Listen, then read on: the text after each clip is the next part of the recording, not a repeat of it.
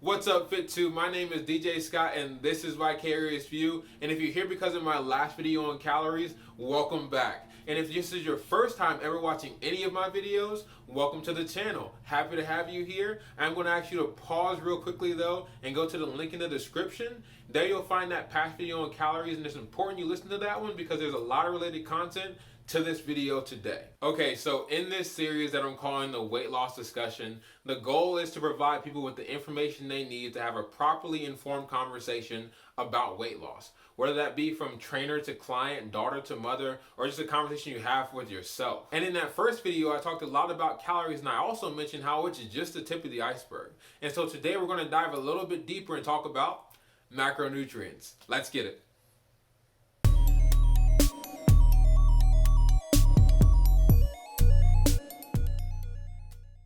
Macronutrients, or macros as I'll be referring to them in the rest of the video, are going to be defined as a chemical substance or element that is essential to the health and growth of a living organism in relatively large amounts. So for humans, those three substances are going to be carbs, fats, and proteins. Now we measure these macros in grams, and each gram of a macro is going to be equal to an approximate number of calories.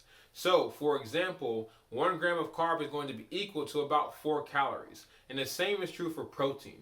So if you consume 100 grams of carbs or protein, then you've actually also consumed 400 calories. Now, fats is where it gets a little interesting. Unlike carbs and proteins, 1 gram of fat is equal to 9 calories. So if you consume 100 grams of fat, you've actually consumed 900 calories, which is a big difference. Now, what this tells us is that macros are actually not equal, but that doesn't mean that some are bad and some are good. What it does mean is that we have to be careful of how much we consume of each. Now, this is where understanding how to read a nutrition label comes in handy, which is what we're going to do right now.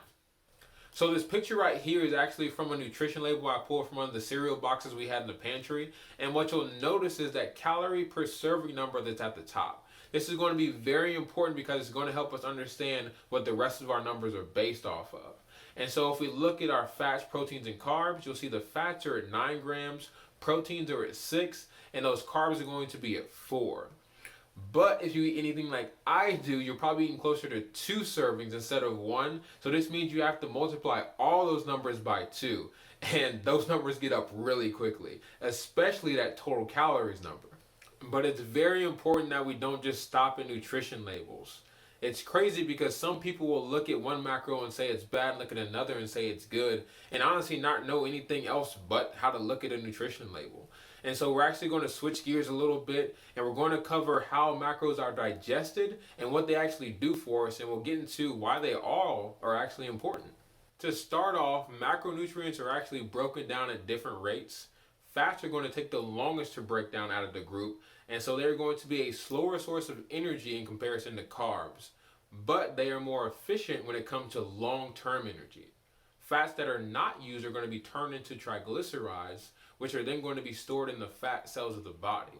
When the body does need more energy, it is then going to break down these triglycerides into fatty acids and glycerol, and then be converted into glucose, which is what the body likes to use for energy.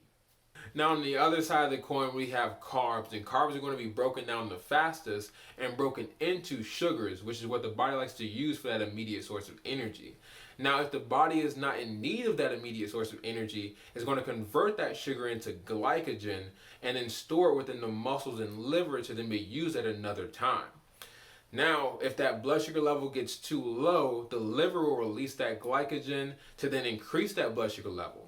And now if the body needs more energy, the muscles will then release that glycogen to provide the body with that energy. If we're eating in excess and the body cannot store any more within the liver or the muscles, then what's going to happen is that glucose or that glycogen is going to then be converted to then be stored in the body's fat cells, which is not what we want. Again, this is the things that we're trying to avoid. And last but not least, we have proteins. Proteins are going to be broken down faster than fats, but slower than carbs, and they're going to be broken down into amino acids. Now, these amino acids are going to be great for a lot of different things in the body, especially the repairing and building of different parts of our body, like our muscle tissues and even just our cells.